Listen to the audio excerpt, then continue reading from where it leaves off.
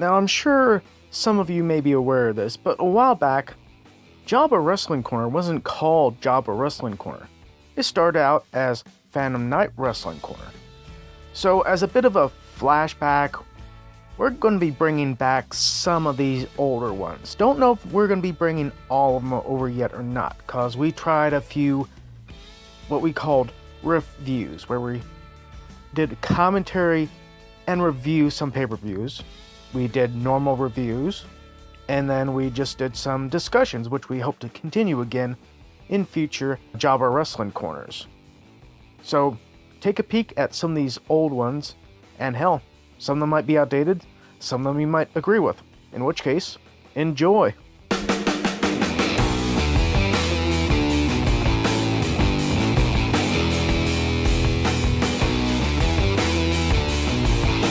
Welcome to Fandom Night Wrestling Corner, where we cross the line and piss on it. Oh, God. Or piss past it, whatever. I'm Scott Action Jackson. As always, I am Cesario Level. Hey guys, I know you're about to get your podcast on, so I'll be quick. If at any time you feel like dropping your own opinion into what we're talking about, head on over to fandomnight.com, and all of the contact information for every single one of our shows, including the one you're about to watch, is there. Alright guys, I'll leave you alone. And today we're getting ready for some good matches, brother. Yes, indeed, we are crossing the line. We are dipping into TNA, Total Nonstop Action Wrestling. Oh, yeah. And technically, let's start it at the beginning.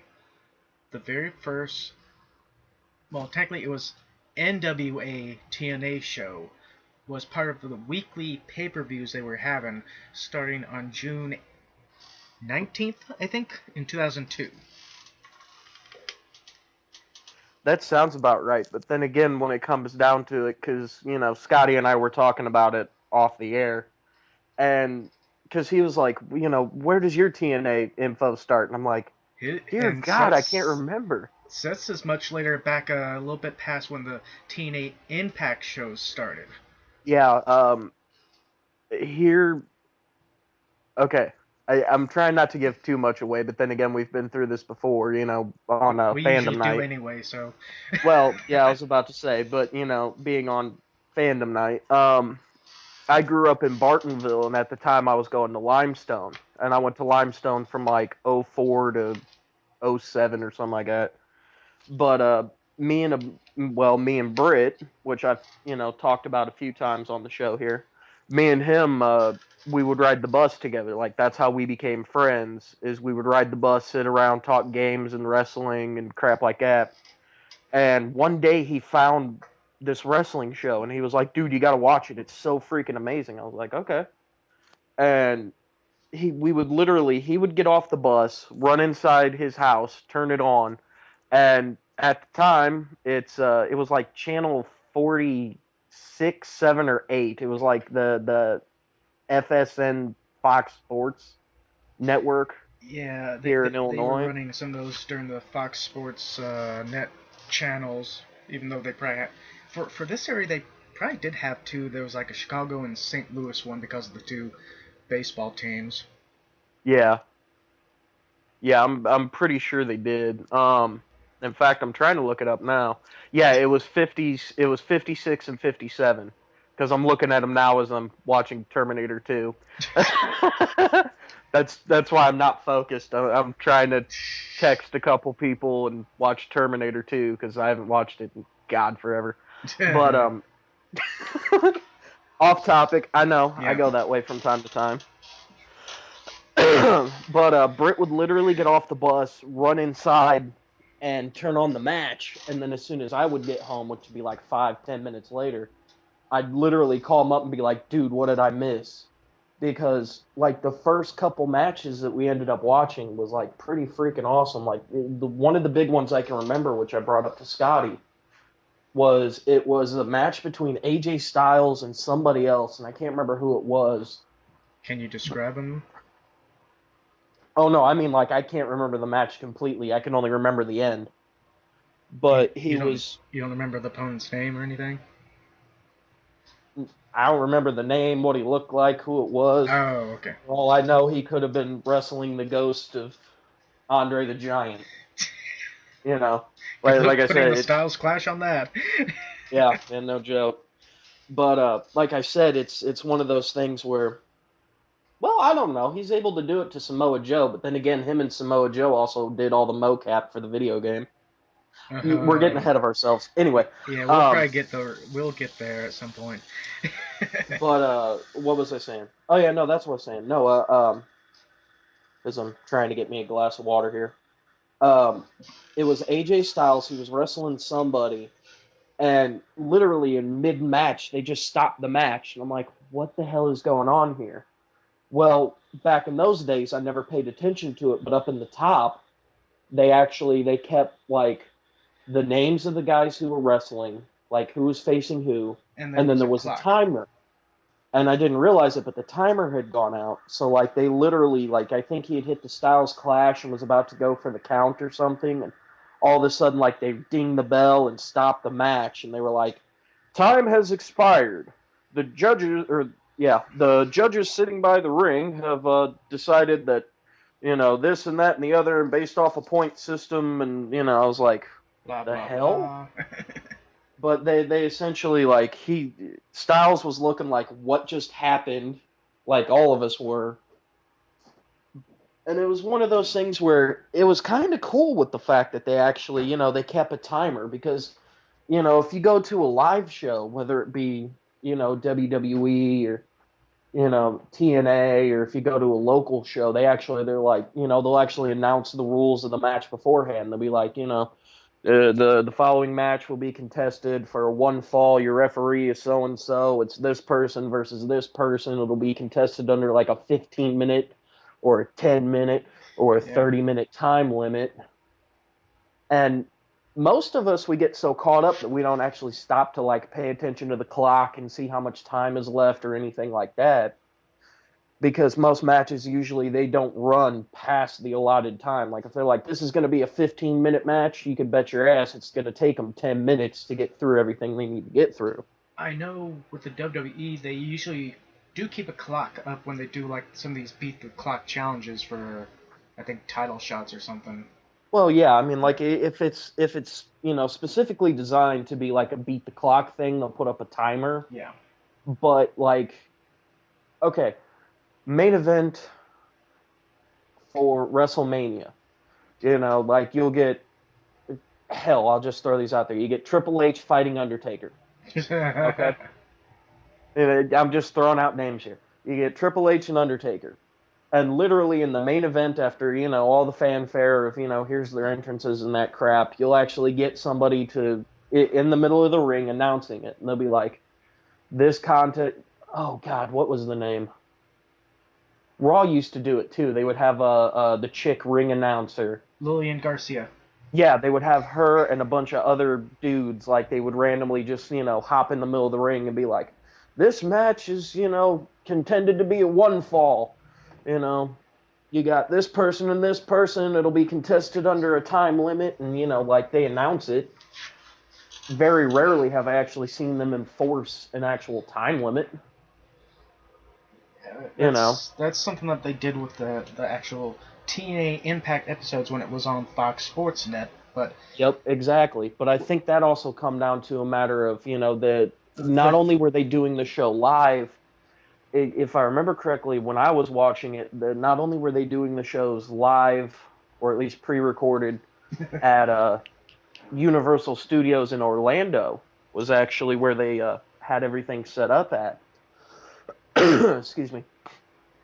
But what was I saying? Yeah, not only was it set up there, so they would have people coming in, after they were done riding the rides or whatever, and they just wanted a place to sit down and cool off and, still be entertained. People would just walk in from, outside riding a roller coaster or seeing the rest of the theme park and watch a wrestling show. There were actually people that paid to get, the year pass and stuff to get in, so that way then they can just go to the shows and watch the shows. Because if I remember correctly, they were actually running the shows like daily. They probably when they were there. were. Like, I remember quite a few times. I remember seeing them, the episodes on like one day after not another. If not at least one day and then maybe a couple days later again.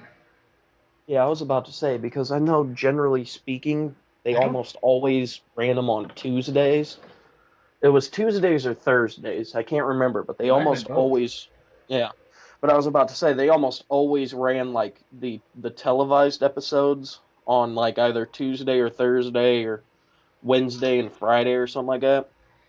No, I But they would actually run the show for the people at the park like every single day. now But at the same time, it wasn't a matter of like they would have the same people there every day either. You know what I mean? Like if AJ wrestled on like Tuesday and Friday, he wouldn't have to show up for like Monday, Wednesday, or Saturday type of deal. As I'm something I brought up throwing stuff before around the with place. Seth is I remember that these the TNA Impact episodes on Fox Sports Net. I remember them being about 40 some minutes, but you said that you remember them being about an hour. An hour. That's what you said, about an hour, but it's like, uh, Oh yeah, no. Sorry, I had a retard moment. I knocked something off my table, so I was busy picking it up, not paying attention. No, yeah, I I could swear to God that it was a possibility that they would run for an hour. because I know the original weekly pay-per-view events that they were doing was almost 2 hours long. Yeah, But and generally speaking, when it comes down to that type of stuff, like the show usually runs short, if not close to a pay-per-view runtime. Now, at the same time, with them, like I said, because they wouldn't have the full, roster there every single day, because, yeah, I ugh, mean, excuse me, with people that have, being the case, they could have just filmed maybe up to a pay-per-view's amount of matches and just cut them up and put them on TV, yeah, exactly. which kind of they did later on too with, I guess you could say, the present, more recent past version of TNA, how they're recording their stuff and showing it later on.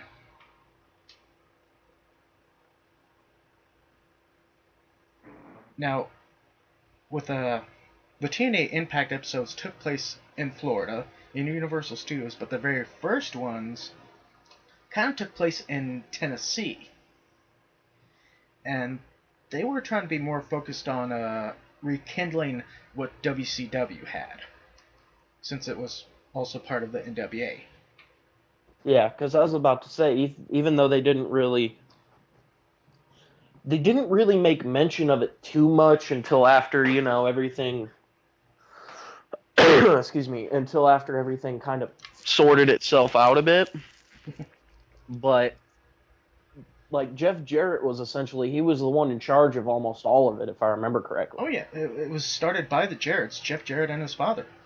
Yeah, exactly. And like I said, it's one of those things because I even brought it up to you, where I was like, he's the one that actually came up with the actual innovative idea of, let's have two separate entrance ramps. Yeah, for And you're like, the yeah, I feel Impact like, Wrestling. So yeah. And you were like, I feel like that's stupid. Well, if I remember correctly, Jarrett actually stated himself that the reason why they did that is because he knows most people who watch wrestling aren't stupid. yeah, You know, they come to see the drama and everything, but he said at the same time, it feels a little repetitive, redundant, and stupid. And yes, I know where you guys thought I was going to go with that one, the three R's. But, he felt like it was stupid to have two guys who were essentially supposed to be at each other's throats, ready to kill one another type of thing. And they're both coming out of the same spot. Like, they'd still have to pass one another in order to, make it out to the ring. Like, yeah. it's not like there's like a 10-minute delay where one dude walks out and then you got to wait for the other dude to walk from the back to come out. And, he was like, no, that makes no sense. If you have like Stone Cold Steve Austin fighting against Vince McMahon from back in the day, and Stone Cold would walk down the ramp, and then like 3 seconds after they cut his music and started up, Vinnie Mac's music, then here he comes down the ramp. And he's like, that's absolutely stupid. You know, that means that you can clearly tell these dudes are hanging out in the back. You know, they know each other. You know, they're sitting around BS and talking shop, doing that. He was like, no, we decided that, you know, we're not going to BS you. We know you guys know that it's essentially all storyline driven and it's a giant male soap opera, but at the same time, we're at least not going to pull back that little bit of the illusion to it. You know, when it comes down to the actual showmanship for the storyline, it's 50 times easier just to be like, here's one side, here's the other, and the good guys are going to come out of this side and the bad guys are going to come out of this side. So that way, then if there's, a heel versus face type of, everybody gangway down to the ring type of thing, that all the good guys are coming from one side and all the bad guys are coming from the other. Which, was actually pretty ingenious. I remember seeing on some of the early TNA pay-per-view DVDs some of the behind-the-scenes videos of the competitors before they actually walked out, through the little tube way, if you will. Because there was some weird, like, round tube leading out into the arena. Yeah, they used to have it set up. I can't remember which WrestleMania it was, but there was the one where Stone Cold. Oh God, it's the one where they had the Austin 316 on like the hexagon shaped glass, and he like sat in like a tube for almost the entire show, or at least that's what they wanted you to think when really there was a door. Anyway, but then they literally for the glass shatters, which is the name of his theme song. Yeah. As soon as it hits, they literally broke the glass, and he walks out of a hexagon shaped tube. They essentially took the hexagon tube and set it up to be the entrance ramp. And the reason being was because it actually not only did it add to the look, excuse me, to the look of the entrances, but at the same time, it also made it easier to, do certain like pyrotechnics and stuff too, because a lot of the stuff was no more than like a mist type of thing, And maybe a like, few flashes of fireworks.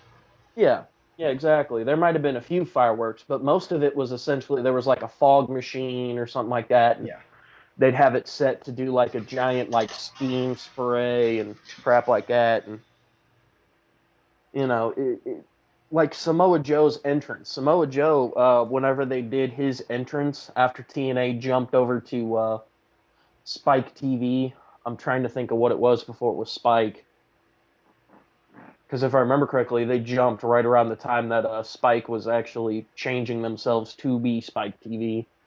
Wasn't it just called TNT, something like that, or TNN? No. Yeah, it was. It was just TNN.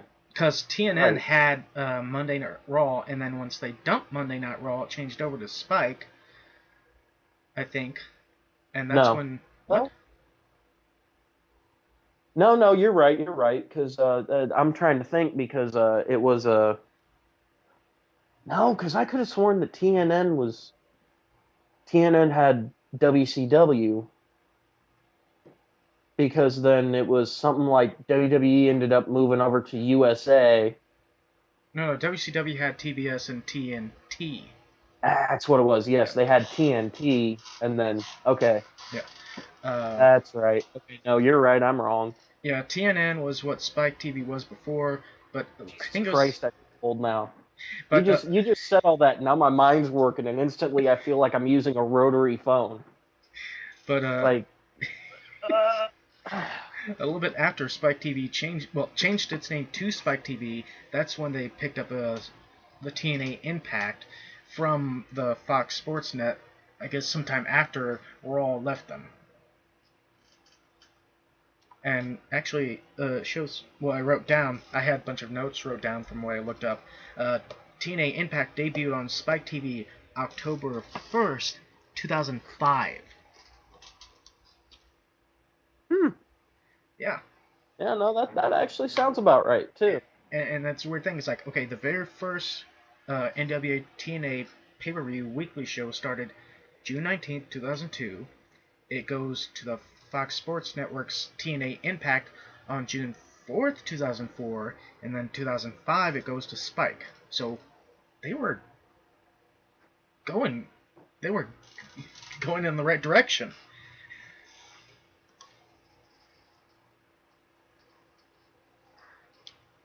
Yeah, I'm trying to think though, because like I said, I know once they were able to get everything up, like I said, because they never really.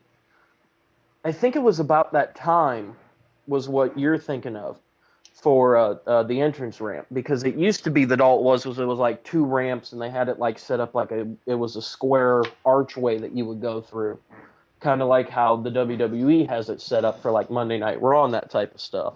Oh, when you bring But up the WWE, I remember one show specifically where they did have two entrances kind of side by side, just not on separate sides of the ring, but that was at their Invasion pay-per-view. One entrance had the WWF wrestlers coming out, and the other one had the WCW, ECW wrestlers coming out. yep, yeah, Yeah. I was about to say that actually sounds really familiar too. Yeah.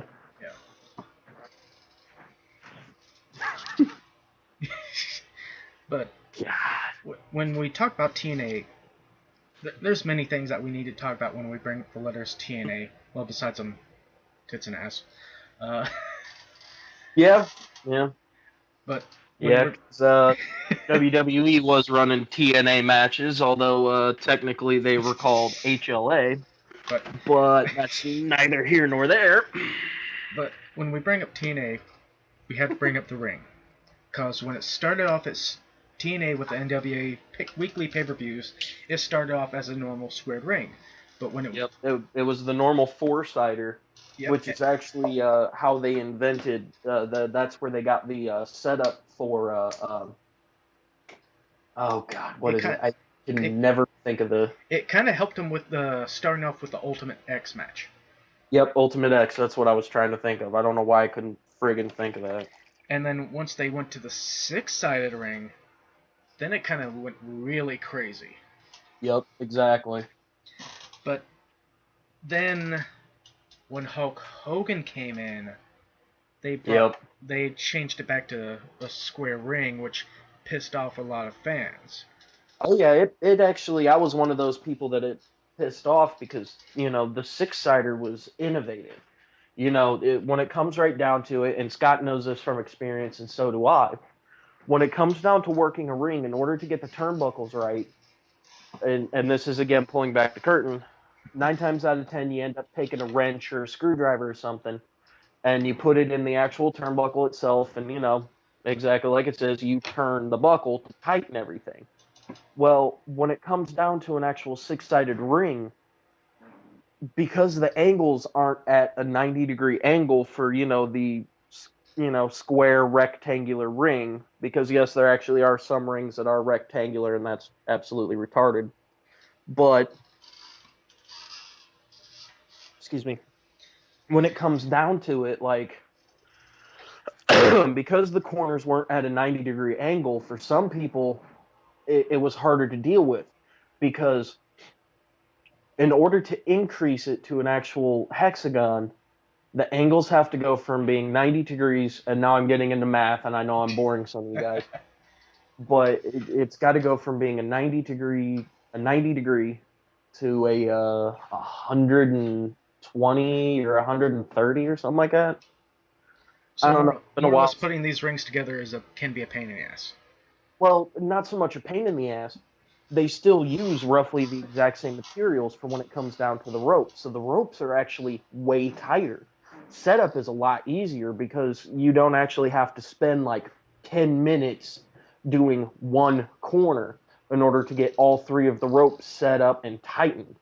Because in order to set up and tear down a ring, you actually have to hook up each and every single one, and then after you hook up each of the ropes, then you have to, go through and tighten everything after the ropes are on. Whereas with this, there's really not much tightening or untightening that needs done. You really only just need enough on one corner in order to get it just loose enough that you can take off the one side, and then the rest of it falls apart. Same thing with setup. So long as you know which one's the one that's loosened up, You hook that bad boy up, tighten it, you're done. But like I said, because of the angle and because of the fact that they're still using essentially the exact same amount of materials regardless. So we'll say that a normal, here's the easy way to do it. You have a 20 by 20 sized ring. Okay. Then that means you need 20 square foot worth of steel cable in order to make up the ring ropes. Same thing here.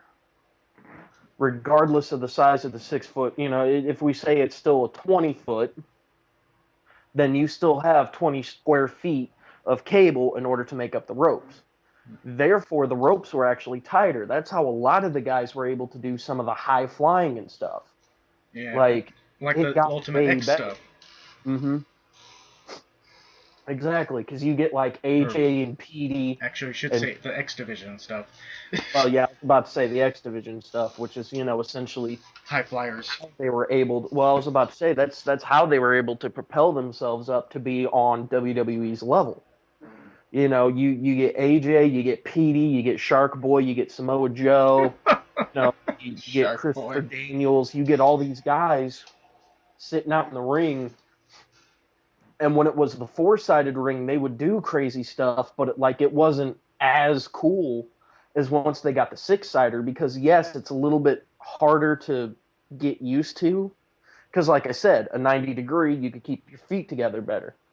But because they were able to get their feet wider and actually be on tighter ropes, they could literally springboard off the middle of the fucking ropes and just fly to the other side of a 20-foot ring. It was absolutely insane. So it sounds like Undertaker would have an easy day walking the ropes in TNA with the six-sided ring. Yep, exactly. Because, a lot of what Undertaker was doing was essentially the exact same thing that you do when people are walking like a tightrope. The tighter the line is, the easier it is to do. Now, at the same time, the tighter it is, the less room you have for error. Because it's not exactly weeble wobbling and, you can't just change your equilibrium, at a glance. Yeah. You actually have to be very precise with what you're doing. But like I said, with the fact of the ropes being so tightened, I remember there was one of the matches, they put the belt up, they were going across the X line, and I think it was Samoa Joe was going across it, and AJ Styles ended up being the one fighting him, and he literally goes from the ring apron, jumps to the middle of the top rope and bounces and ends up hitting Samoa Joe, or maybe it was the other way around. Joe ended up jumping from the middle. I think it was Joe. He ended up jumping from the middle and ended up spearing AJ because he was able to use the fact that the ropes were so tight to his advantage to actually hit him from the middle of the ring as he's suspended from a cable that's 20 feet in the frickin' air, which is probably an exaggeration because they always did that crap. Yeah.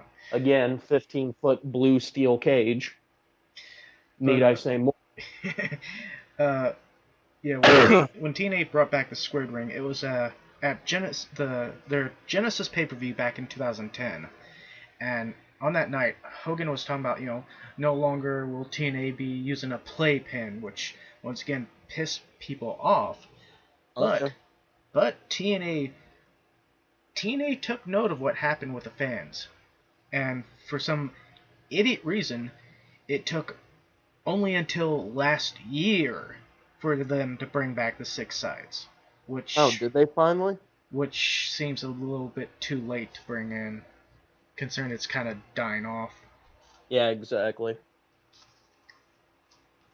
Hell, they probably brought it back because it is dying, and they figured if they bring back the old gimmick of the six-sider, then not only will that bring back in some of the older fans that ended up leaving after they went back to the four-sided, so that way then you have Scott Steiner and Christian, Hulk Hogan and different.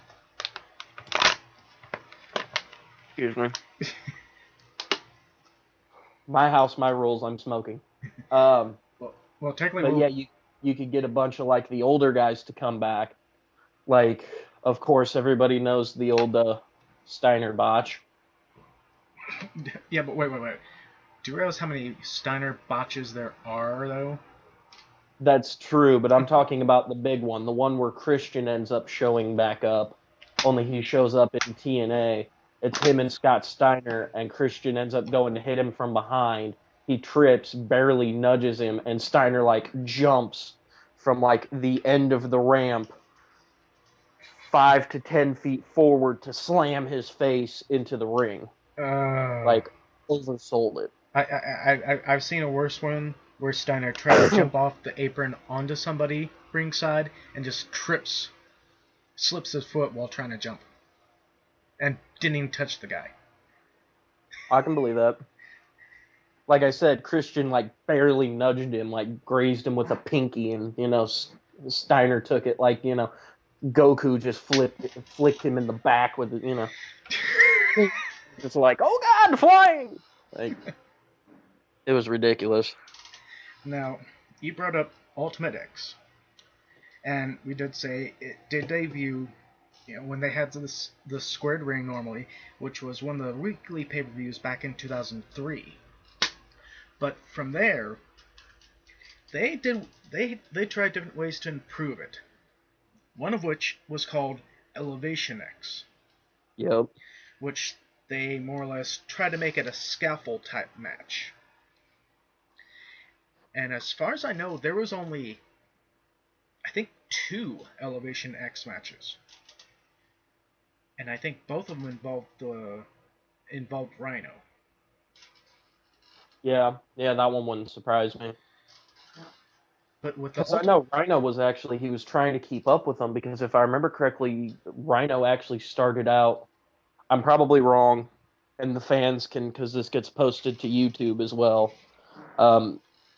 You can always, comment below if you're watching. Try to correct us if we got something wrong.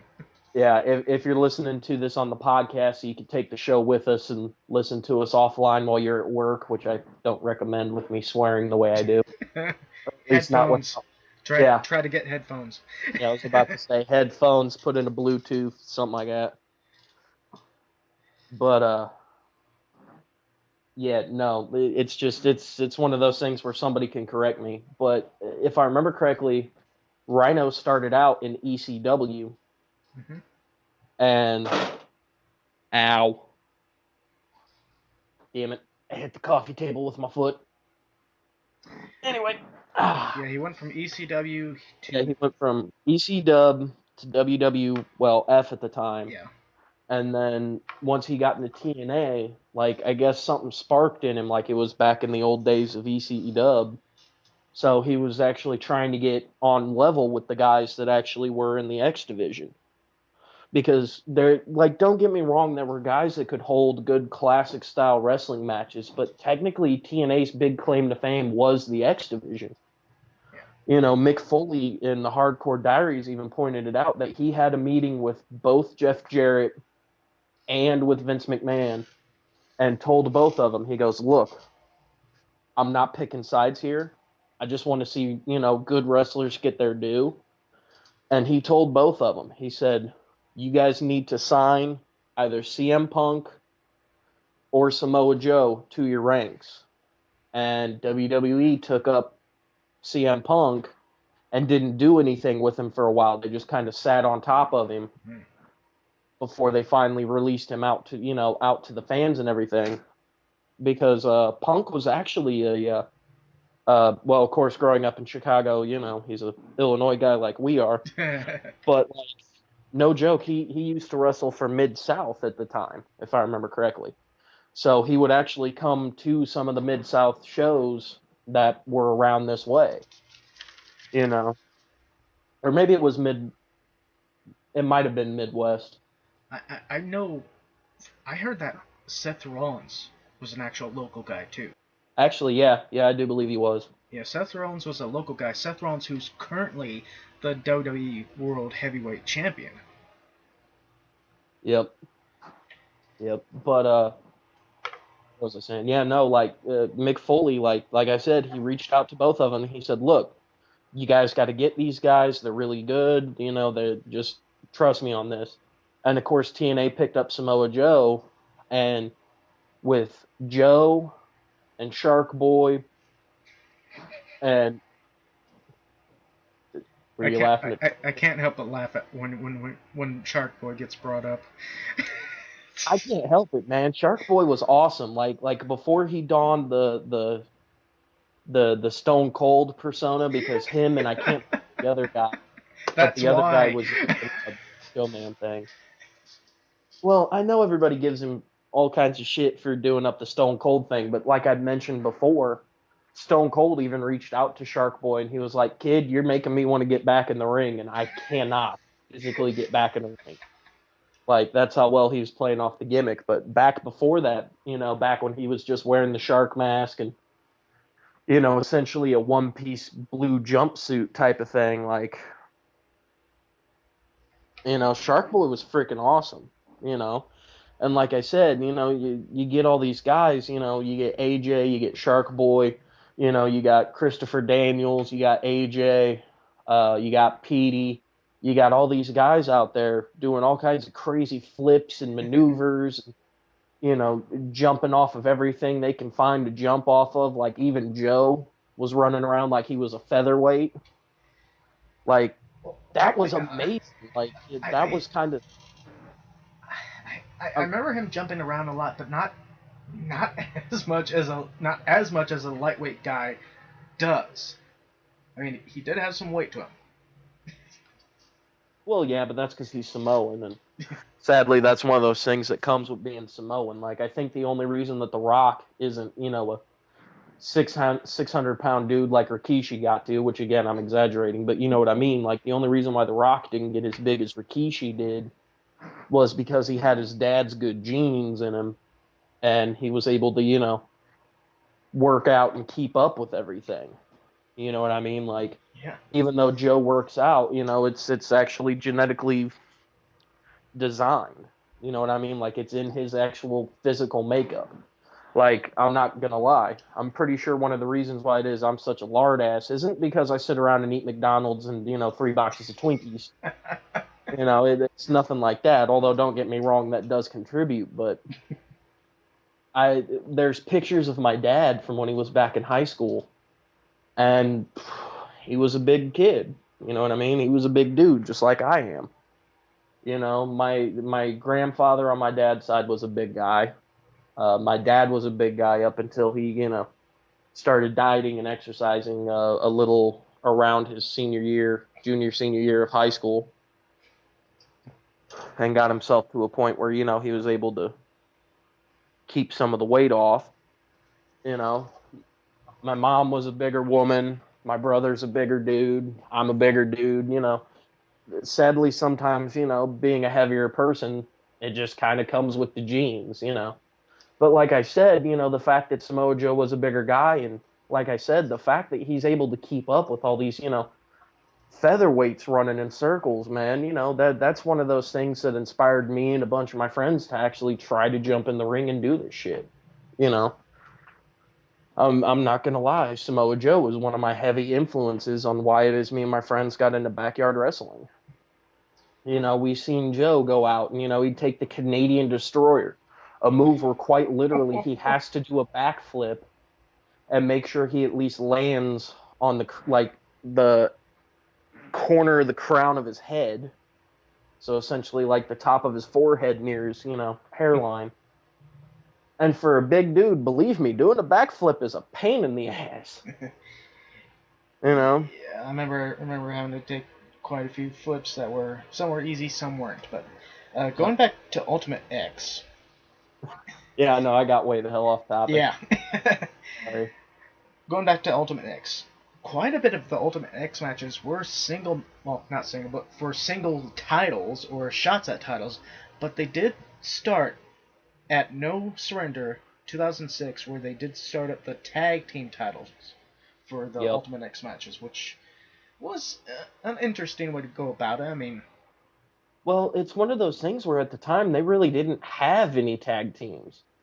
Like, I'm not even joking. If I remember correctly, almost everybody was, looking out for themselves and, screw there was some everybody else. factions out there like Team Well, Canada, but well, yeah, but you know what I mean, though. Like you said, there was a few factions, but it wasn't exactly like tag team.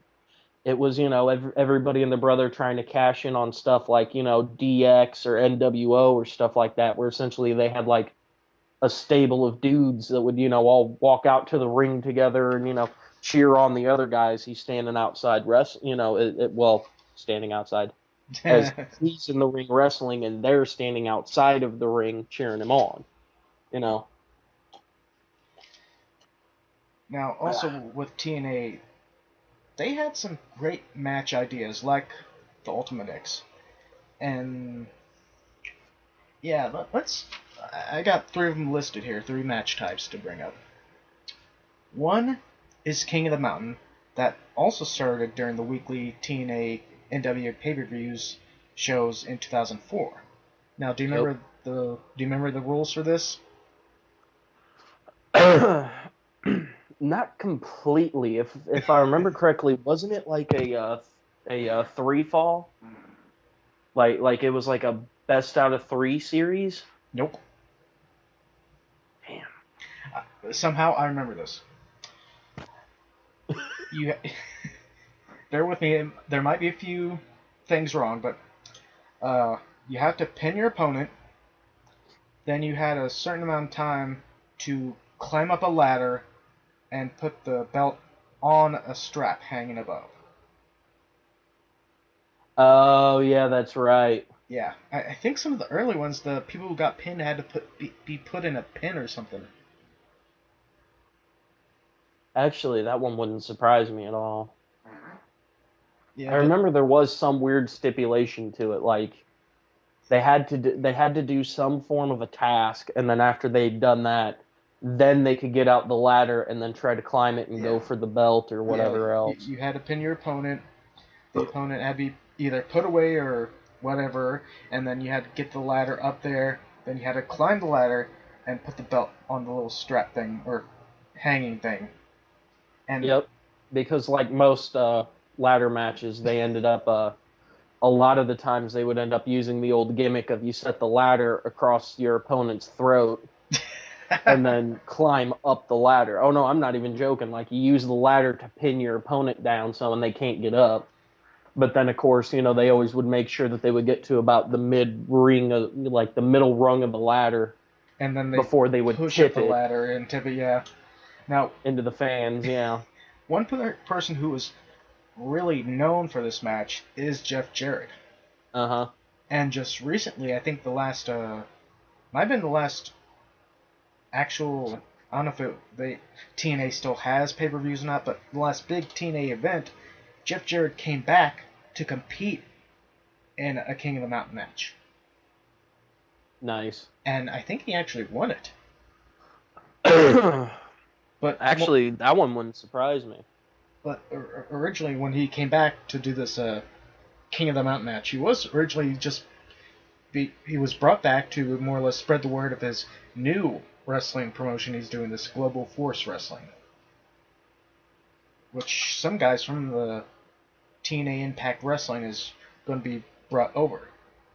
So I don't know if it's going to be like TNA 2.0 or what. Actually, wouldn't surprise me if they're trying that because 9 times out of 10, and again, I'm going to break subject here, but 9 times out of 10, if you have a company that's failing, what you do is, you file for bankruptcy, and then after you file for bankruptcy, one of the ways around it is, okay, this is going to sound ridiculous, but you file for bankruptcy, you have a family member take over for the business and that, because of course, once you file for bankruptcy, then they give you a bunch of money to pay off, all of your debts and everything. Now, after you've paid off the debts and everything, then you give the business to another family member, and thus you're still in control of your business, but because you filed for bankruptcy, since you filed for bankruptcy, you can't be in charge of the company. But since the family member is the one that owns it, you can still help call the shots because, you essentially know more about the business than anybody else. Same thing happens in wrestling all the time, like especially with local feds and crap like that. Like the local feds will get up a ring, they'll get a bunch of the guys together, everybody will chip in order to, pay for the venue. Like a lot of the shows that I used to go to were the ones that were held over at the Bellevue hardware store. They would go down in the old gym because you could rent out that gym for X amount of time. That, You pay that's them like, that's the place where Midwest Impact Pro does some shows at. yep. And this was back in the days of NGW when I would go to the shows. And essentially they would show up, they would set up the ring, they would get up a couple scaffolds, set it up as a curtain so that when the guys could have their Oh, own change room and everything. there's still one scaffold in the building. Is there? Yeah, Nice. we keep talking about maybe using it during a match. We keep bullshitting around about it, about using it for a Scaffold, match. man. Yeah. Yeah, I was about to say back when Ian started touring around in down at the plaza, they used the scaffold one night, and it was funny because I can't remember who it was. If I describe him, you'll know. It was Juice Robinson. Juice Robinson came out doing his gimmick, No clue. and he literally, as part of it, he climbed up the scaffold a bit for his entrance, and ended up like jumping off of it and like slam dunking because of course it's an actual gym, so there's like a couple basketball hoops.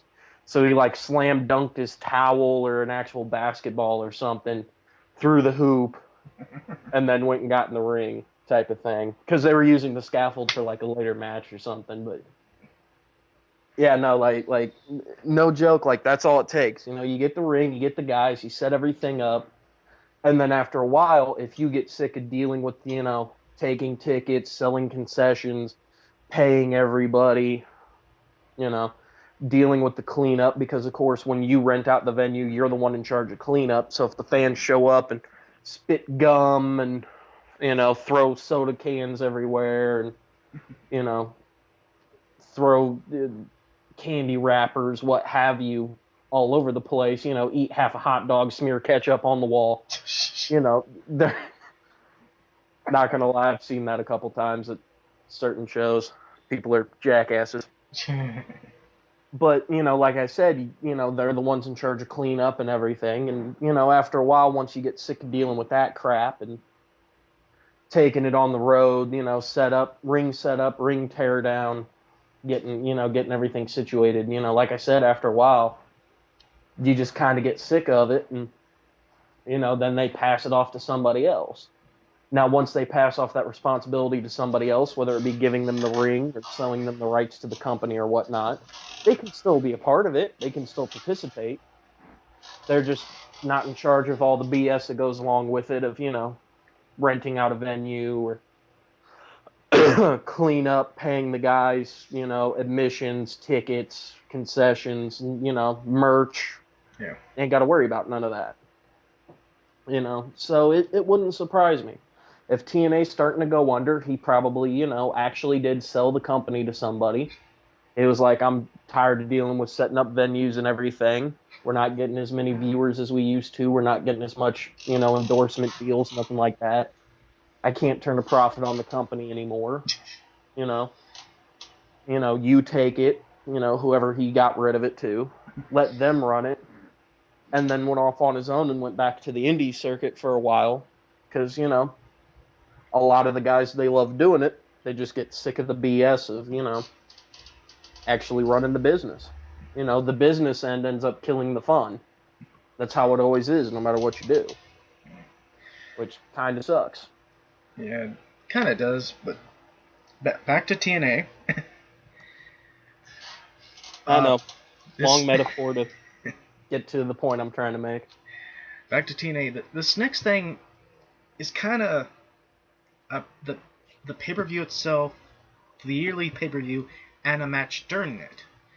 The pay-per-view itself is Lockdown, Mm-hmm. where the whole premise of Lockdown was to have every match take place inside of a steel cage. Yep.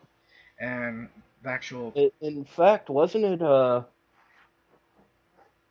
can't remember. I want to say it was in like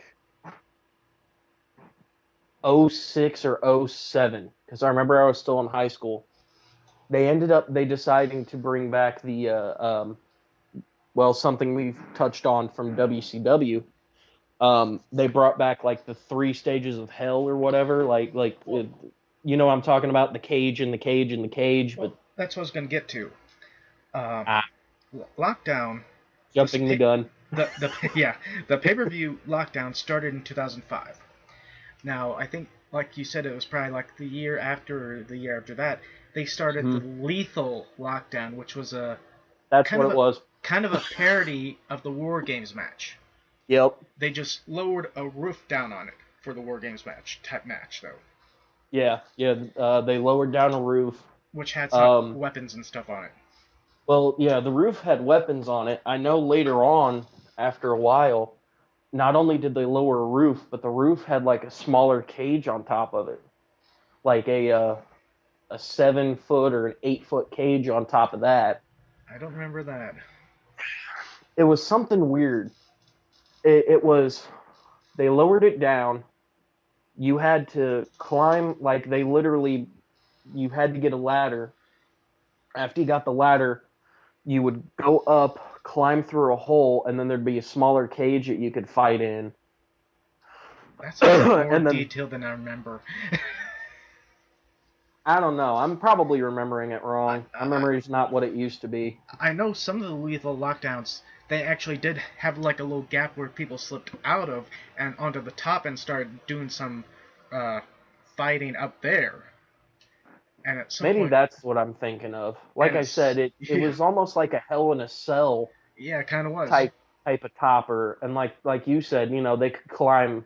You can climb out because I remember they would like fight on top of it as well. Because then you would start to think that it was going to be like Hell in a Cell, where somebody was going to Yeah, a like few jump times. off of it and do crazy stuff. I think maybe only 3 or 4 times that kind of happened, where something happened on top of it and on to the outside. Most of the time it was involving, I think, AJ Styles, though, so... At least we knew it was a guy who was able to take a bump the right way. Yeah, exactly. But yeah, the whole lockdown pay-per-view idea Well, was great. I mean, oh yeah, with it the was definitely one of the great. WWE, how they always try to do their so-called cage matches, and they try to hold back or cover up the blood. But with TNA, when they have lockdown, they show the blood. Oh yeah. And when they changed from 6 sides to a normal squared ring again, they still kept the cages up. It wasn't called 6 sides of the 6-sided cell anymore. Or 6 sides of steel, that's what it was. 6 sides of steel. Yep, 6 sides of steel. But then they just kept the cages up, and I know at one point there was they did a weird one when it was Team 3D against LAX. It was supposed to be electrified. I remember that. It was supposed to be, but actually it not really was. They just acted like it was until that's they acted like it was, added in some special effects and crap. And sometimes when they grab the top, they forget. Oh wait, it's supposed to be electrified. Ow, ow, ow. Yeah, exactly. Now there's one other, I guess, specialty match type that I can bring up, which you might remember this, you might not. It wasn't. It happened through I think maybe a few pay-per-views and quite a bit on the TV series. It was the Feast or Fired match. Yeah, I don't remember that. I know it sounds familiar, and I know it's one of those things that was like big when it came around to the days of why can't I freaking think of his name? It debuted at the 2007 Turning Point. You had 4 briefcases held on poles. 3 of them had title matches. The other one was a pink slip. Yep, So, that's right. yeah. And we lost it seems like a lot of times when the pink slip was revealed, it was more or less an X Division superstar or X Division wrestler. Yeah. Because I think we lost that one. Who's that one with the red and yellow? shoot, what was his name? The one with the red and yellow. It wasn't Hogan. It was an X Division guy who wore a mask that was red and yellow. Sometimes he was played by Christopher Daniels, but I know. spicy hot guy, whatever. Yeah, no. It was Daniel's persona from when he was over in Japan. Daniels actually used to wrestle over in the big Japanese companies. What was that character's name though? Ah, shoot. Okay, I might drop the call. Give me like 2 seconds. I'll look it up. No, Just no. just keep talking. We're almost done anyway. If you can try not to get disconnect, try not to. Well, I actually had to reset my phone before we started this because it ended up screwing up on me. Like my keypad ended up locking itself, so I literally had to pull the battery and pop it back in because like the phone completely locked. So to those listening and watching this, this recording has been dropped since it's recording during a Skype call because of Seth has been digging too far into his phone. Yeah, I was actually about to say that's probably something we should bring up to new listeners. Yeah. Um, This is being recorded by a Skype call. yeah, we do it via Skype call because it's 20 times easier. Yeah, because Seth 9 can't times always... out of 10, I don't have the gas money to make it over to Scotty's. Yeah. But when we talk about Christopher Daniels being another character, he was also Suicide for a while too. Yep. But then so was Kaz was Suicide for a while too, and then lately it's been this whole new guy. Although lately he had his name changed because apparently the name Suicide isn't exactly great for, I guess, entertainment. Curry Man, that's the name of the character. Curry Man. He's hot, he's spicy, he's Curry Man, that's right. Because like I said, Curry Man was his alter ego from back when he used to wrestle over in Japan. I can't remember which division he was in, but I know it was literally one of the big guns. Like, it was essentially their version of the WWE. Yeah. Because that's where Glenn Jacobs, a.k.a. Kane, he actually came from the Jap circuit. He went over there to wrestle quite a few times. One of the first times that we saw him over in the WWF was as the fake Diesel. Yep. And there was one other role that he played that he doesn't like and nobody really likes talking about, and that's as that weird dentist. Yeah, I remember that. But when we bring up Suicide... But again, at the same time, sorry to cut you off, but I just got to bring it up though. It's one of those things where without him being Kane and of course Undertaker and everything, then you wouldn't end up with guys like Abyss. Yeah. Over in TNA either. Well, Abyss kind of carries from Mankind as well too. Yeah, actually he did. He pulled quite a bit from Mankind as well. Like he started doing like this I'm insane gimmick and was quite literally pulling his own hair out. And talking about specialty matches, Abyss was always doing these monster ball matches. Yep. Yeah, that's actually what I was about to say, was the Monsters Ball. Yeah, those things were always ridiculous. Like they had all kinds of weapons and stuff. Yep. And I was about to say, and I can't remember the name of I can't remember the name of the guy who used to manage him. Oh, that guy.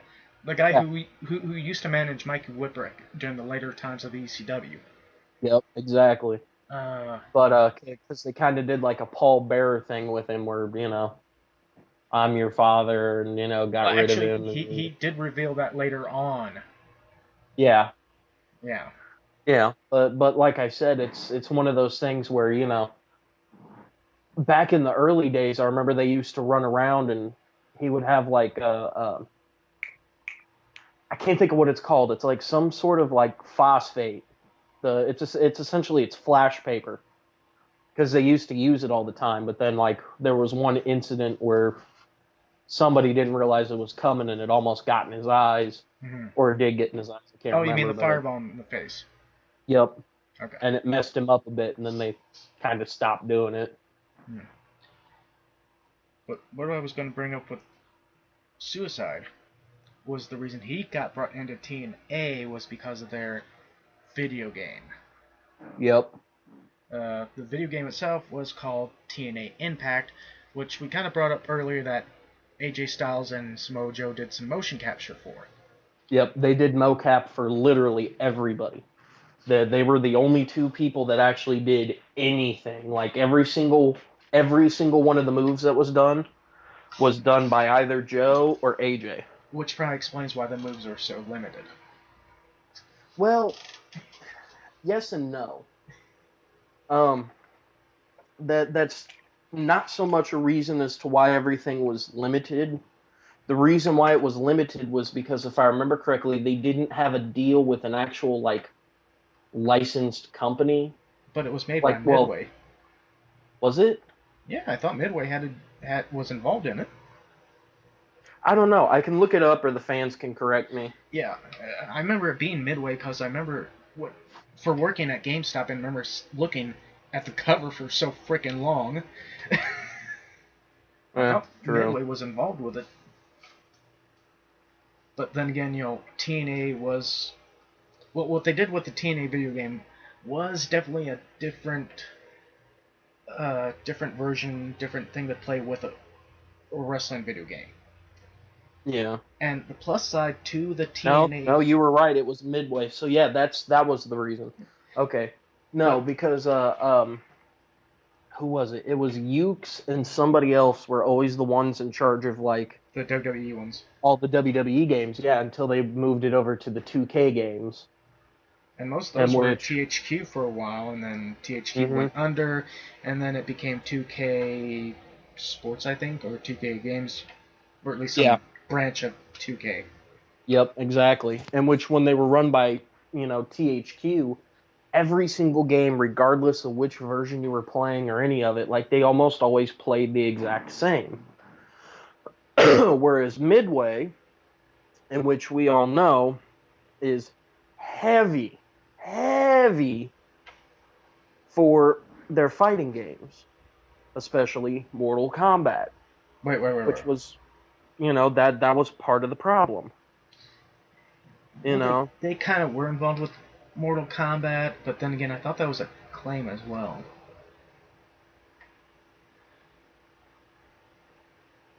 I think it might be both, though. Acclaim and Midway. Because I know Acclaim was involved with the home... Yeah, I was about to say, Acclaim was in it near the beginning, but then Acclaim ended up stopping because then they started doing, and this is going to sound ridiculous, they started doing MMOs. They switched over to being like an online game company. Because Acclaim was actually in charge of the game that Bill and I used to play all the time, like me, Bill, and a bunch of the other guys. It was called Nine Dragons. And it was actually a pretty fun game. But if I remember correctly, then they switched. This would have been around the time of, what is it? It would have been around or a little after Armageddon, I think. Then again, I could be completely wrong. Which Armageddon? Do what? Which Armageddon? Oh, Mortal Kombat. Okay.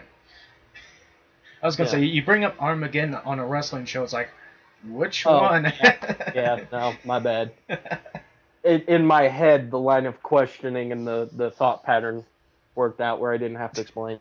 But, yeah, no. TNA game. Like, literally, it switched over to Midway for Mortal Kombat Armageddon, like, somewhere around there. But like I said, because they'd been doing all of the Mortal Kombats and everything for a while there, that's kind of where the problem came into. Yeah, it did feel a lot more fighting than wrestling. Exactly. But on the plus side, they did have the Ultimate X match in the game. Yep. Which, at least with the Ultimate X match in the game, you don't have problems like there was before, where I remember, I think it was one of the pay-per-views, they literally didn't even have the fucking match. And everybody was pissed off and disappointed. The reason they didn't have the match, they hung the belt to the line, and the belt fell off. Somebody jumped on top of the belt, And the ref tried to be like, well, I guess they win. And, like, somebody else came out and they were like, no, redo it. Yeah, I think that was one of the might have been one of the early pay-per-views. I can't remember if it was a pay-per-view, if it was a house, or well, not a house show, but like one of the TV shows, No, one of the televised events. I remember when the TNA. I think this was one during one of the early TNA pay-per-views.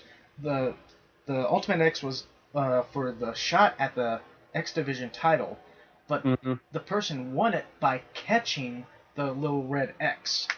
Yep, Because, that's exactly what it was. I was wrong. It wasn't the belt, it was the X. yeah, the They person was hung it up. underneath the two arguing and trying to grab it, and it's like, oh, hey, I got it. Yeah, no, the X fell, and they were like, what just happened? And somebody literally, like, just being a smartass, jumped down and grabbed it, the X, and was like, I win. And they were like, no, you redo it. No, this is two different situations. I remember. Was it? The X was caught by Petey Williams during one of the early Ultimate X matches.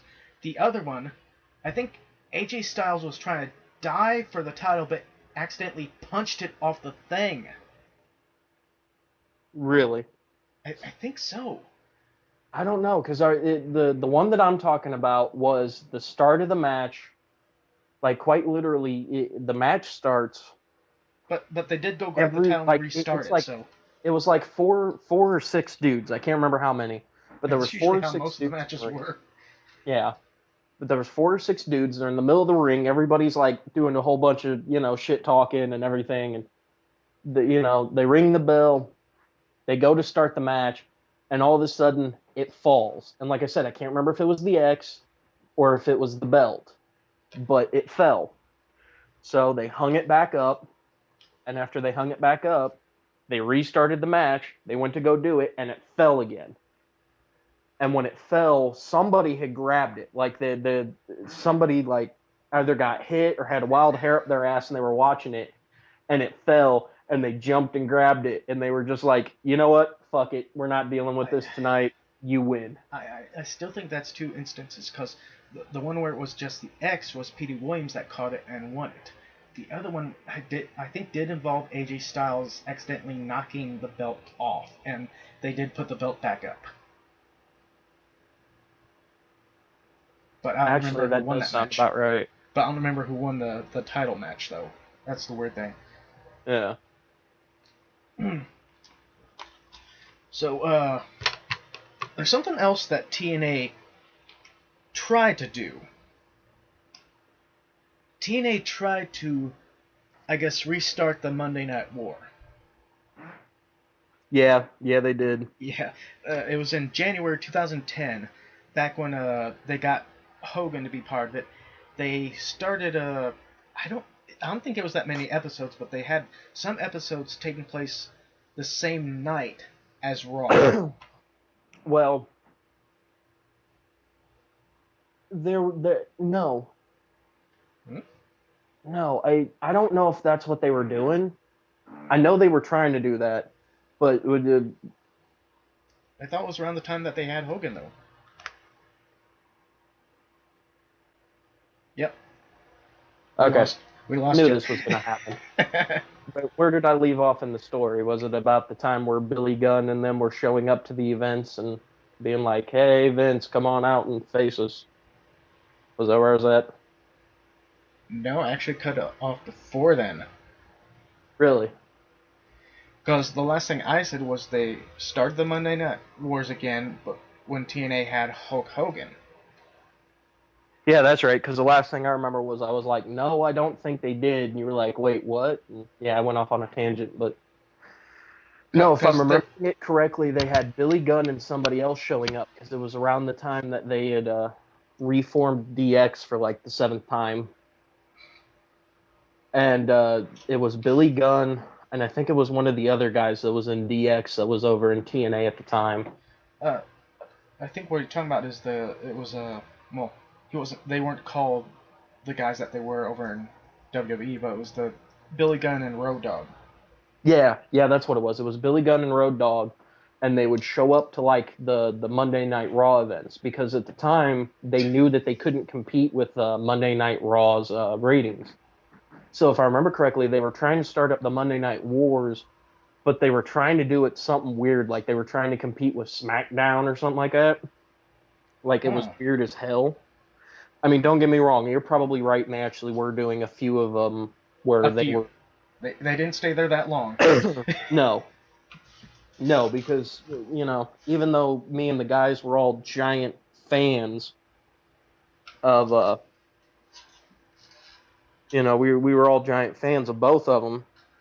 Yeah, I'm gonna have to hold off on this conversation. I just got a text from a friend of mine. Um, but yeah, they were trying to compete with them and couldn't. So then they decided that they would start sending Road Dogg and Billy Gunn to go and show up, and like they would buy tickets and go down into the arena and start trying to cause troubles, being like, "Come fight with TNA, come on, do it. You ain't nothing but a bunch of pansies anyway. Come on, fight with us," I think type I of remember. thing. I think I remember something. Something like this. Not exactly the way you were saying it, but TNA did this weird sketch where a fake Vince McMahon and fake Triple H showed up at the Universal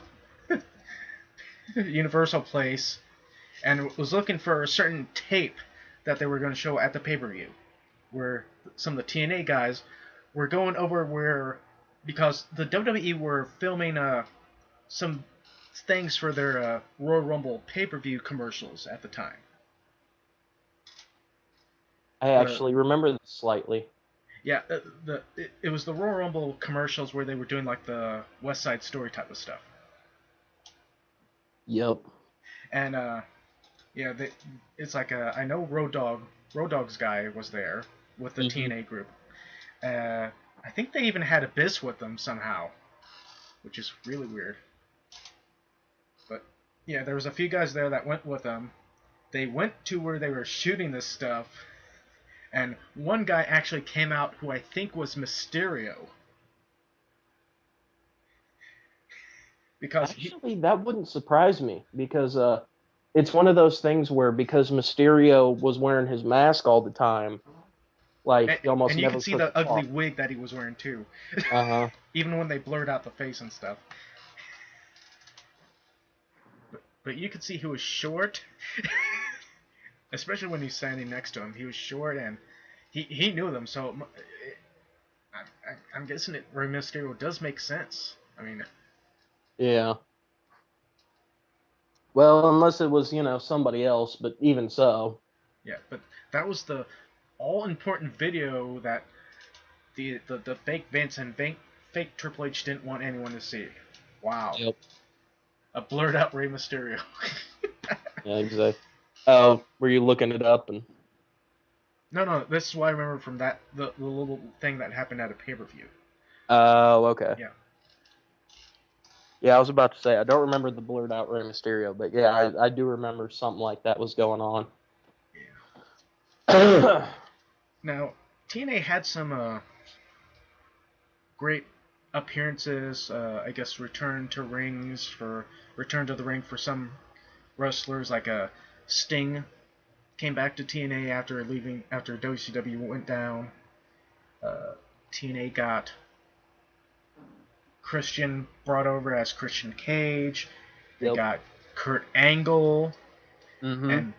and the big masterpiece was when they got Hulk Hogan. Yep. But also, when some of these WWE guys were coming over, also brought some issues as well. Yeah, exactly. Like the fact that they almost refused to do the six-sided ring, which is why they ended up jumping back to The squared ring. the square. Yep. But Yep. there's one really bad situation that I want to bring up, and you might know about this situation. It was the main event for Victory Road pay-per-view. It was supposed to be Sting versus Jeff Hardy, Yep. Yeah, I think I remember that. and Jeff Hardy was um, either intoxicated or drugged up. Probably drugged up because that was back in, well, I say back in the days, but I forgot what year it was exactly, so Yeah, I think but maybe 2007-ish. yeah, 7 or 8. But this was when Jeff Hardy was part of this Immortal stable. Yep.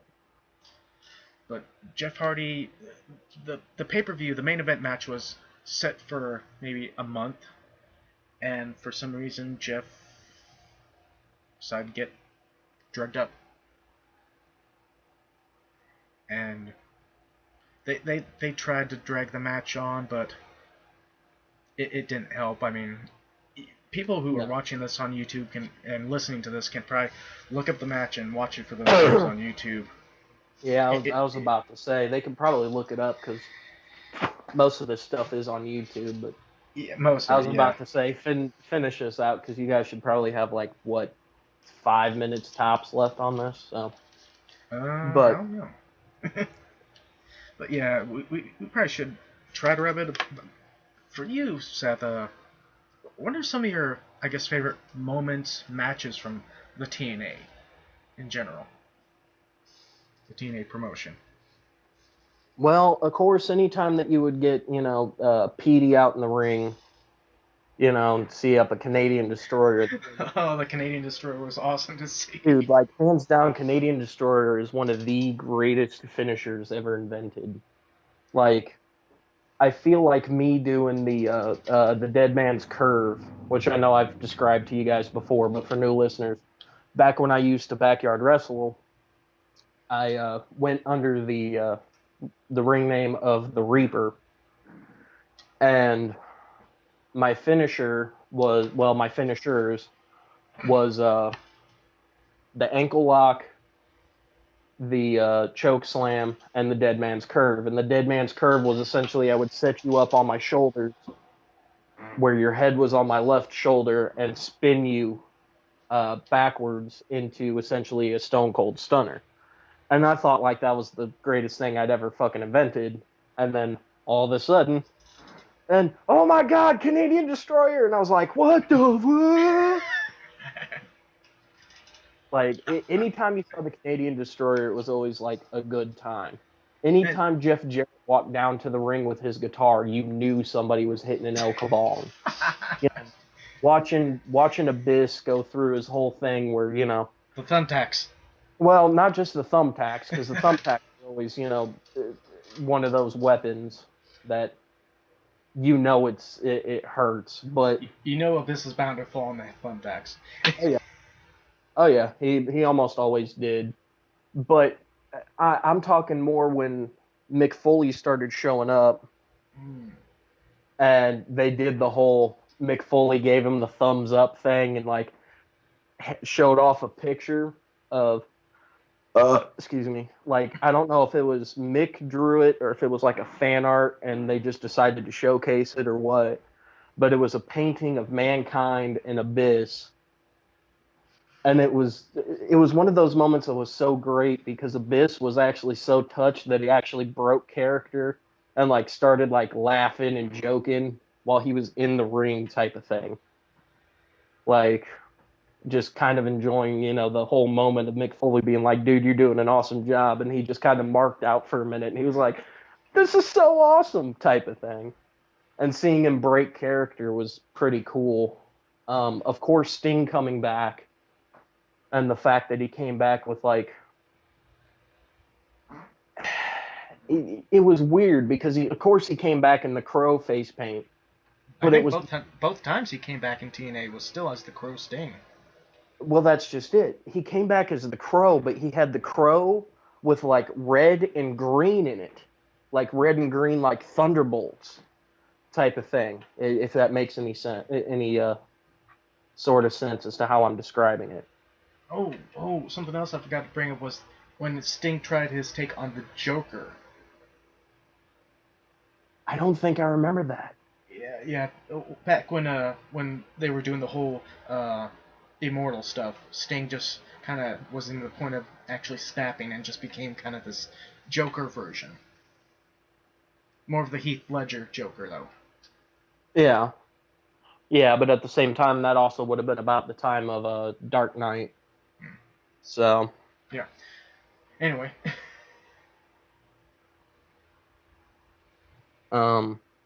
Anything else about your I'm favorite? trying to think, but I don't know, man. Like TNA was one of those things where you had TNA and WWE, and WWE just started getting so stale. Like Because they honestly, had no real competition. no, it wasn't even a matter. It wasn't even a matter of they had no competition. It came down to a matter of like I don't know, like they didn't have the storyline going right. Like the Well, only they the probably only had some, but not well they had some, but I mean, you know what I mean. Like this was nothing in the spectacular. days. This was in the days when I think Cena was transitioning from doing the whole thugonomics thing Yeah. to being the Marine when he was still, having like Kevin Federline show up to the ring. You know, they had like His Triple turn. H was like the only major thing going on. The Well, and days of Undertaker evolution. probably. No, I think this was pre-Taker coming back. I think it was. It was either pre-Taker coming back or it was right around the time he was starting to come back.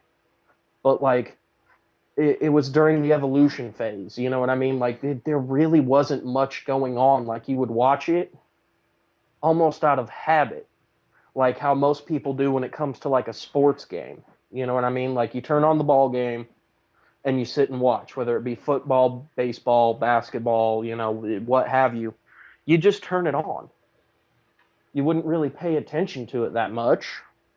There wasn't really anything interesting happening, you know. And then you get into TNA, and all of a sudden there's just all kinds of hell breaking loose. Like All kinds of different matches and different it, characters too. the characters themselves, I think, were what drove it. Like I said, like all I've been doing is ranting and raving about like the X division, but like I said, you've got Jeff Jarrett in there running amok. You've got Abyss in there running in circles. Like there was so much going on. Like the fact that they ended up getting K Quick to show up, Yeah. or at least I think that's what it was. It was I think it was just like our truth then. well, yeah, it was our truth, but you know what I mean though. Like they had him coming back and doing stuff. The Dudley boys had shown back up. Like Except they were 3D Team 3D though. well, yeah, they were Team Yeah. 3D, but that's because the Dudleys Are copyrighted. Blah got blah blah. yeah, yeah. Once they went from EC Dub to WWE, then WWE, ended up taking their stuff. That's why he Buying had to be ECW stuff. Yeah. yeah. That's why if I remember correctly, he couldn't be Bubba Ray. He had to be like Brother Ray or something like that. And Oh, you that know what I remind, mean? Like that reminds me when they tried that first hardcore hardcore reunion show in TNA when when Spike came out and it's like the crowd was chanting "You're a Dudley." uh-huh, exactly. Exactly. That's what I mean. Like there was so much stuff going on that like the early years of it was like not just like the early years back when me and Britt would like run home and turn on like Fox Sports Net or whatever it was and watch it and be excited for that stuff. But like after they had rebranded and you know actually got onto a main cable network and had the main cable deals and everything going on, like that's when everything just kind of became like amazing. Yeah. You know what I mean? Like I don't know. Like I said, it was one of those things where there was so much and nothing going on that once things finally started happening, like you got excited again. It's like going to your first live show. Going and seeing it live is not the same as watching it on TV. Never has, never will be. Like hands down, that's one of the things that I always want to point out to people. If you're going to do something, go see it live. Uh, If you're going to watch baseball, go watch baseball live. If you're going to go to a football game, or well, if you're going to watch football, go to the stadium, buy a ticket. Yes, they're expensive, but just buy a freaking ticket. Go watch them play live. Actually feel the hit.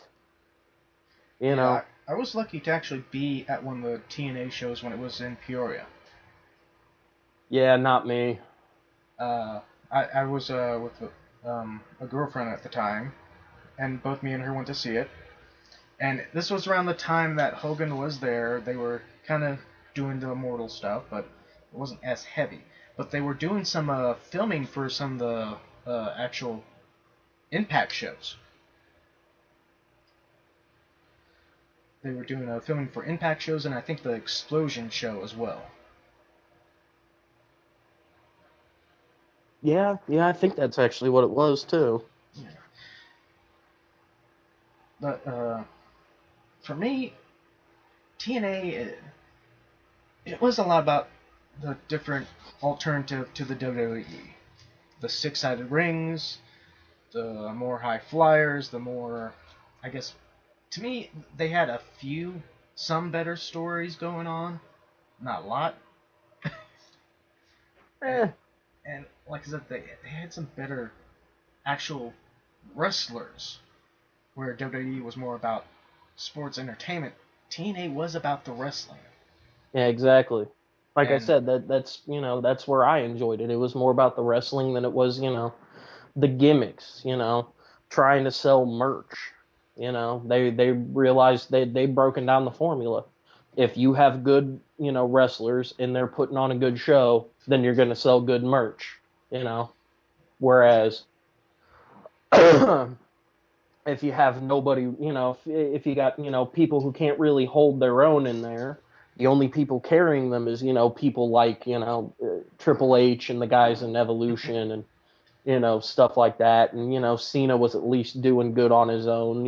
If you get stuff like that going on where people can actually wrestle and it's not a gimmick of, here's this type of match, here's that type of match. Oh, we're going to do something crazy and change it up a bit. We're going to have ourselves a hardcore match. There might be a chair and a table in there. Who knows? Oh, God. yeah, but When you get down to it, if you have good wrestlers doing a good job, it works out 1,000. You get way more out of it. Sometimes it's not about the story. Sometimes it's about actually seeing people what's who going are on in the ring? excellent. Yeah, I was about to say, if you have people who have legitimate skill actually showing off their skill and talent. Which TNA did have a lot of. Yep, exactly. And like I said, if you have skill and talent, showing off skill and talent, it's 1,000 times better. Like I said, that's when you start getting like the whole Shark Boy acting like Stone Cold and what's his name acting like the Macho Man Randy Savage. Oh, Jay Lethal. Yep, Jay Lethal. Jay Lethal was pulling a Macho Man. Well, he was calling himself Black Machismo. Uh-huh. And actually, not that long after the Immortal group happened, Jay Lethal kind of did this Ric Flair stuff. Yep. And talking about impersonations, Petey Williams changed into a mini Scott Steiner. Yep. Yep, because And that was about the time Steiner showed up too. oh god, that was horrible. I I kind of know it was, but like I said, the gimmicks didn't matter because as soon as they got in the ring and the person under the gimmick showed off their actual skills and talent, but that's you the problem quit with, giving a shit about the gimmick. You but really did. that was the problem when Petey Williams became the junior Scott Steiner. He didn't do the Canadian Destroyer Yeah, hardly ever. yeah, he backed it off quite a bit. Yeah, I mean, I don't know if it was because of all the toll it took on him, but No, just actually, if I remember correctly, it came down to a matter of there weren't that many people that could do it. yeah. Like I said, anybody who was in there from the beginning with the X division stuff. Yeah, they could do it easily. Yeah, I was about to say they could keep up with it. Most of the other guys, you get Edge or not Edge, you get Christian and Steiner and I don't even think Hogan. Abyss could take it, could he? Do what? I don't think Abyss could even take it, could he? He could, but I don't think he could do it Yeah. correctly. Was the problem. But Like Samoa Joe was one of the few guys that could do it and do it right as one of the, quote unquote heavyweights. some of the other things that I very much enjoyed with TNA, how the WWE there's like the main four for me. My favorite four. WWE has like the Royal Rumble, SummerSlam, Survivor Series, WrestleMania. I kind of have that with TNA as well. For TNA, it was Lockdown, Mm-hmm. uh, Slammiversary, Yep. Bound for Glory, which was their WrestleMania somehow. Oh yeah. Yeah, but Bound for Glory was always something amazing. Yeah. Always. And technically, I could probably add when they did that first hardcore Justice, when they brought in the hardcore guys because they couldn't quite say extreme guys. Yep. They kind of had their version of their ECW reunion.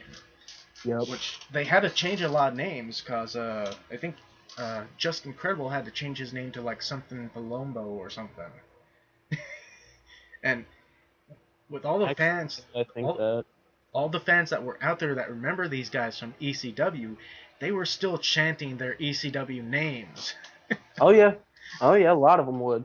Like the big one that I always laughed at was Rhino. He kept his name, it just was spelled differently. Exactly, that's what I mean. They like that one always made me laugh because he was able to get away with it because of the spelling. And I remember, Because he changed it from Rhino to Rhyno. and I remember, They were able to get away with it.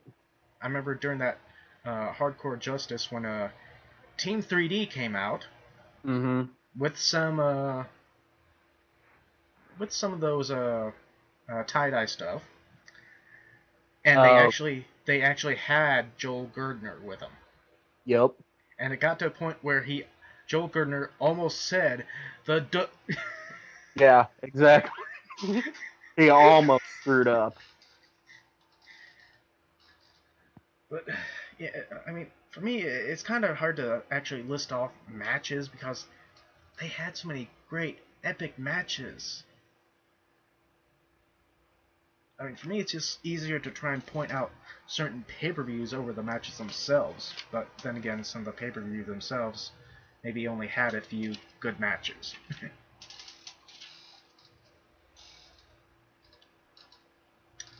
So let's go and wrap this up. Contact info. Oh, you want me to do it? I figured you were gonna do it this time. Okay. Well, mostly you've been doing Contact. it. Well, yeah, I usually end up jumping in and taking over on this Yeah. one. Um, Contact info, reploidproductions.com. That's our website. I don't think it's going to make it up in time, but for anybody who actually joined us in either actually going to see the Dragon Ball Z Resurrection of F movie Hmm. and joined us in the live chat, we appreciate it greatly.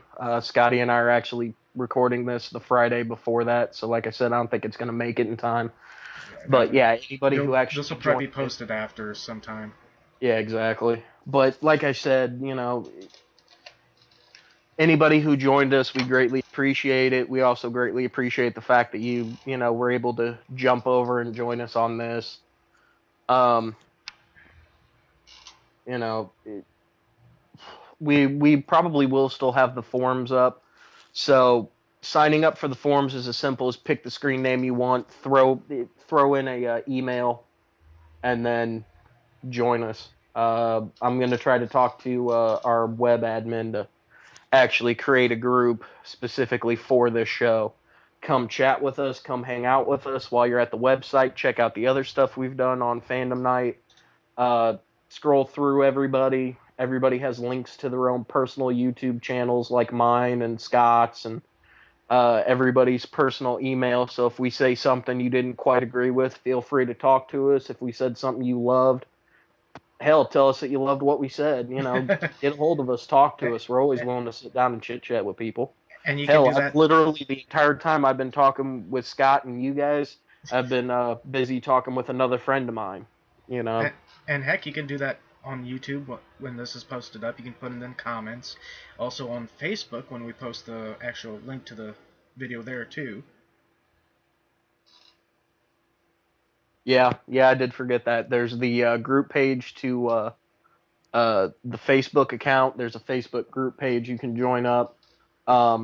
Again, I've said it before, and I'll say it again.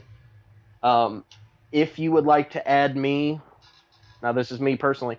If you want to add me on Facebook, feel free. Make sure you send me a message first, or like post something on my timeline or something, and be like, "Hey, I'm a fan of the show," because I keep getting weird people sending me friend requests. I'm like, I don't know who you are.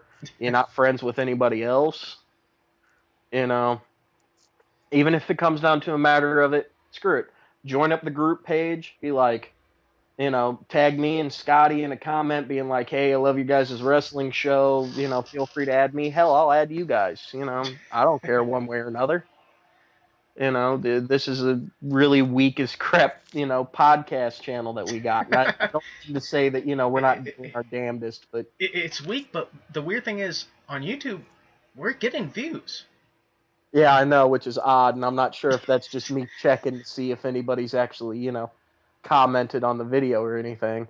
I mean, I know a few of them. I put a few comments on, like, one on one, one on another, but I'm hoping to open that up to other people to actually share their memories and, favorite moments. But hopefully anyone who listens and watches this will do the same thing here with TNA. Yeah, I was about to say, like our buddy William Bill Reploid Bill Bush. Yes, I have to say it that way.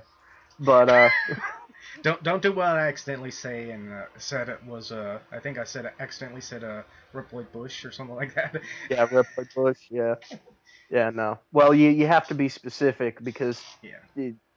to pull back the curtain again, Bill is actually William Bush the third, and he's done that before where he was like, "I'm Bill Bush" on Facebook, and people started adding his father and not Bill.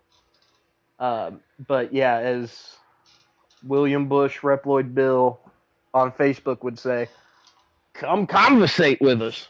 And I did just say on Facebook, on Fandom Night. On both. Look, yeah, exactly. On Fandom Night, on Facebook, on any of it. If you want to come and talk to us, come conversate. We're always down to sit down and BS. I mean, But that's what most of these are, anyways. Just sitting around BSing about some of the stuff that happened with some of these wrestling promotions. yep, Until we actually get around to some stuff that we might bring up soon in another yeah, thing. which that one might actually end up being a full blown live show. I'll actually show up to that one to sit down and hang out with everybody. But which no spoilers there. But to go back to my comment to this being just a tiny podcast, nothing really worth nothing. I don't mean it to, be bad mouthing us, but considering the fact that I listen to podcasts all day long, stuff like the guys over at the Nerdist and, most Modco stuff, like the big things I listen to are like Edumacation and, you know, Hollywood Babylon and stuff like that, And most podcasts I listen to is the fan night stuff. I mean, I don't really Oh, I listen was to. about to say I listen to our stuff. I also listen to like Talking Tunes with Rob Paulson and listen to voice actors talk about the craft and that because I wouldn't mind getting into voice acting. You know, Well, it don't would be exactly fun. have the voice for it, but I wouldn't mind it. Something Yeah, fun to do, and yeah, it would be I've fun. always been a cartoon nut. But like I said, it's one of those things where I listen to so many podcasts, and we're not on the level they are. We're not the top of iTunes by any means. So for anybody listening, I just want to say, truly from the bottom of my heart and from the rest of the guys, Scott included, we really do appreciate you guys listening to us. So Yeah, if for you those do who enjoy stick us, around, yeah. yeah, exactly. If you do enjoy us, not only stick around and, listen to us, but come talk with us. Come hang out. Like I said, pay attention to the group page. We don't just talk wrestling, we talk wrestling, comic books, video games, stuff like that. And like I said, I as mean, of heck, we might dip into that stuff pretty soon too with the wrestling corner. yep, and like I said, here in a few hours, because it's officially Saturday now, because I rambled like I always do. But, as of later on this afternoon, me and the guys are all going to go out to the movie theater, watch, the Resurrection of F, and sit down and actually. It'll be my second time seeing it though. Oh yeah, for you it will be. It'll be my first, Yeah. which I still got to sit down and watch Battle of the Gods. Thank you, YouTube. But like I said, it's one of those things where, come hang out with us. Come talk with us. If you're a fan of the show, come say hi. I mean, You heck, know, if anybody who's listening or watching this can actually come to some of the local shows I referee at, go there. There you go, right there. exactly. Go on right ahead. In fact, sorry, need another ticket. For those of you who aren't huge fans, if this is day one and you're actually still sticking around to listen to this, you know that Nick and I are the huge chain smokers of the group. But, well, technically smokers, period. But If this is your first time, you can actually backtrack to the first episode that we kind of talk about our background and introducing ourselves into wrestling, professional, indie, stuff like that. exactly. But like I said, it's one of those things where if I can play my cards right, I'm going to start trying to actually go to the live shows with Scott whenever I actually can. And, start hanging out because we might actually start filming shows while we're there, just kind of hang out and, after we're done with a local show, actually report on the local show. Now, don't get me wrong, there's already a local show group, or there's already a group in the area that does that. If I remember correctly. Well, yeah, tries. If I remember correctly, they're called like Bleacher Report or something like that.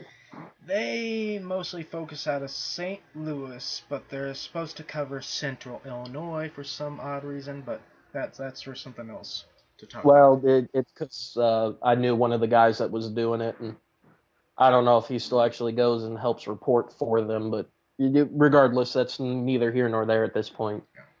At this point, we're trying to wrap this up and get you guys back to the live. So with that, I'm Kevin Smith. Seth Sario Level. And I'm Scott Action Jackson. Hey guys, did you like that podcast? If so, remember to check out fandomnight.com. At fandomnight.com, you can drop a line to this show, or you could check out other podcasts as well. We cover all kinds of topics, everything from comic books, wrestling, movies, TV shows, video games, animes, mangas. It's outrageous. We seem to have a podcast for just about everything, and you have access to it just by going over to fandomnight.com. So check it out, guys. We're going to get out of here.